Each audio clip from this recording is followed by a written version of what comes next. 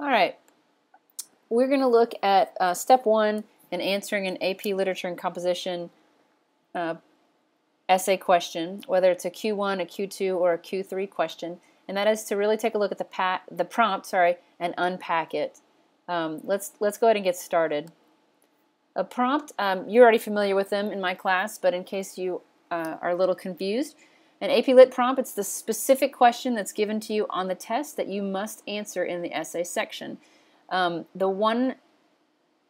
the one piece of information that they'll give you in addition to the poem, the prose passage, or the list of works, and you have to address that prompt. You can go to the College Board site for actual prompts from last year's exam, and there's also tons of previously released exams that you can look at as well. We'll have a handout in class that you can see them as well. So according to AP teachers, the readers who read your essays, the #1 problem with student essays is that students fail to answer the question of the prompt. It seems very simple that that's what you would want to answer, but it's an intimidating task. Let me show you what one looks like. Before we get there, the way that you fix the not answering the prompt properly is to take that prompt and turn it from a statement into a question that you can understand.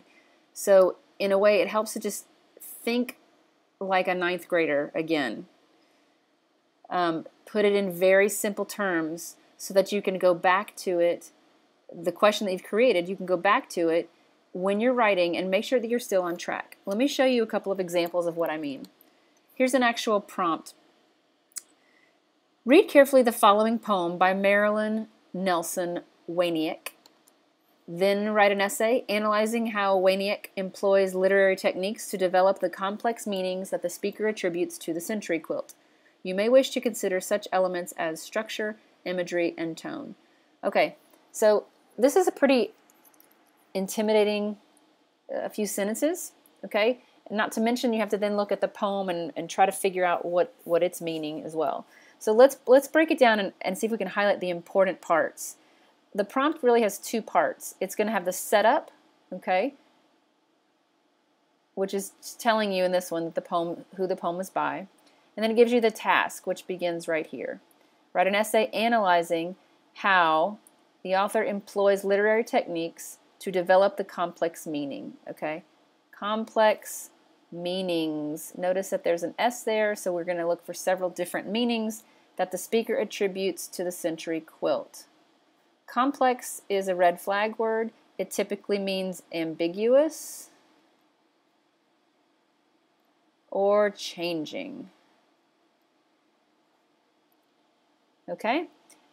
You may wish to consider such elements as structure, imagery, and tone. Now, let me make sure you understand this. When you see you may wish to or such as, those are suggestions.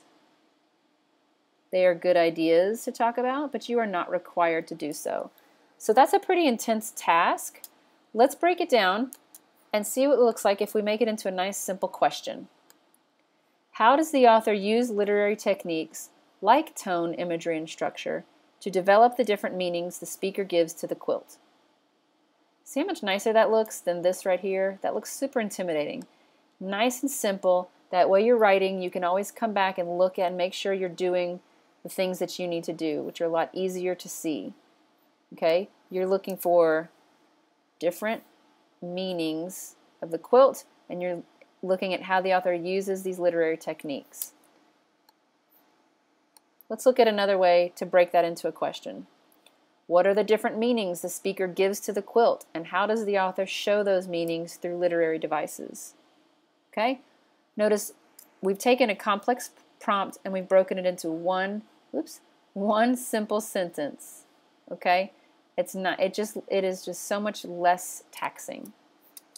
All right, let's do one more example, and then we'll be done. All right, in the following speech, this is a passage from Shakespeare's play Henry VIII. Cardinal Wolsey considers his sudden downfall from his position as advisor to the king. Spokesmen for the king have just left Wolsey alone on stage. Read the speech carefully, then write a well-organized essay in which you analyze how Shakespeare uses elements such as allusion, figurative language, and tone to convey Wolsey's complex response to his dismissal from court. Okay, this is pretty intense. remember we're looking for the two parts of the prompt. The setup, and in this case there's quite a bit of setup. It goes all the way to here.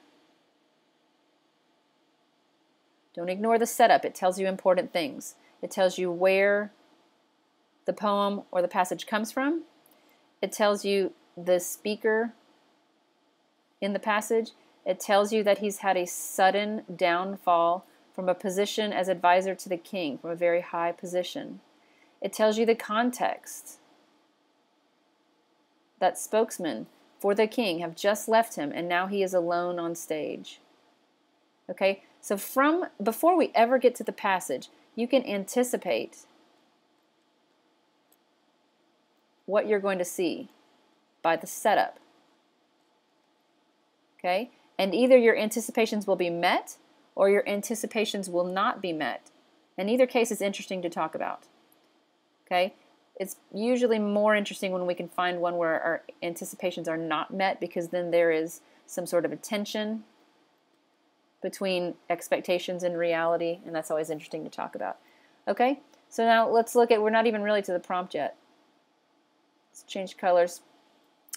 Now we're going to look at, this is the actual task. We got the setup, and now you've got the task. The task is to write a well-organized essay in which you analyze how Shakespeare uses elements such as, remember what that means?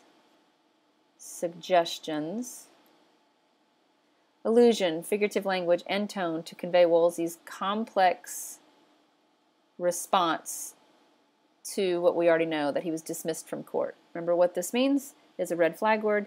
It means changing or ambiguous.